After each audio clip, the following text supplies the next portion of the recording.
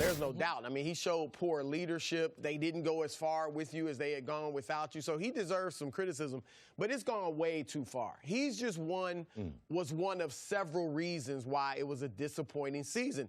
Number one, let's look at Brad Stevens. You know, I kind of call him at this point the little engine that could coach. You know, because he's one of those coaches. No, I mean, seriously. What I mean is, and I'm with you in that he's great with X's and O's, and up to a year or so ago, I was saying this guy is phenomenal, and he still may be, but there are coaches in the NBA that maximize a little bit of talent, but when they get really a lot of talent, they can't bring it to that highest level, right? Because they have trouble dealing with the superstars. The verdict, I would say, is still out on Stevens, but last year that was the case. He couldn't manage the ego of a superstar in Kyrie Irving. And then he mismanaged Gordon Hayward, a star. He had been a star, and we know there were reports that came out that the way he handled Hayward kind of rubbed some of the younger players the wrong way. So there's that issue. The second thing was the young players. And this is... Look, it's good to get draft picks, but this can be also show you the negative of having too many. Right? Draft. We talk about, Oklahoma City's got 15 draft picks in the next 5 years. Well, that might not be the best thing because they brought in a lot of young players. And, Cece, you notice, young players, a lot of them are coming in thinking, I want to establish myself as a star first, get my max deal or close to it, and then we'll start winning. So you had a Jaylen Brown, a Jason Tatum, Marcus Smart, Terry Rozier.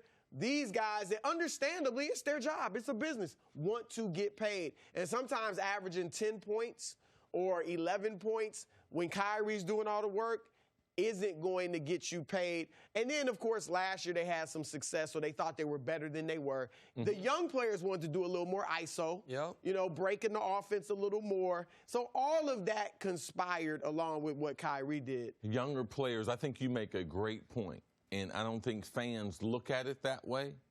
Veteran players, because they've had experience, because they've been to 2 or 3 teams, they've been in several systems, that's when the veteran players are like, you know something? I'm better off being a role player. Danny Green, remember him when he was younger? Right. Non-athletic, not a good defensive player. I mean, he can shoot the basketball, but that's all he can do. As a young player, he's trying to get minutes. Right. He's trying to score. He's trying to take people off the dribble. I can do more than just shoot. So trying to prove people wrong, that's one of the things in trying to get paid as a young player. Kyrie understands that because Kyrie was that kid when he was in Cleveland. His numbers were phenomenal, but they got crushed. But people knew that he could play. And there were times during the game when Kyrie was younger, he would just, like Marcus Haynes with the Globetrotters, he would just do things to you to let you, so people could see, man, I'm that good at basketball. One of the problems with the Celtics was there were so many different agendas. Kyrie wasn't a great leader, but Danny Ainge, Brad Stevens, they didn't do a good job as far as when guys' contracts were staged and getting a message to these younger players, even if you might not be getting 15 points a game. We look at you as the future, telling Jaylen Brown, telling Tatum those types of things, bringing those things under control. So then the leaders, it's easier for them to lead. So they need to be able to spread that blame around. Kyrie, of course, the marquee players, the big-time players, that's all a part of being a leader and getting that salary that he was getting. I think everything you're saying is totally fair. I find these comments, though, really interesting for a slightly different reason, because it would be easy, maybe be incorrect, but it would be easy, especially since Kyrie is gone, for the message for the Celtics leaked to reporters, said publicly to be, I mean, Kyrie was a bomb that went off in our locker room. He's crazy. He walks into practice, asks Brad Stevens, what does government mean to him? He's going down these YouTube rabbit holes. He's calling LeBron. He's talking about this. That message, at least then, even if it's not accurate, it wipes the hands clean of. Now you say, now we're okay. And now we're okay. Well, look, we got Kimbo, who's almost as good and doesn't have the drama. When Danny Ainge says the Kyrie bashing is unfair, totally fine comment. But that does put the spotlight on Brad Stevens for the reasons you said. And in my mind, it puts the spotlight on Danny.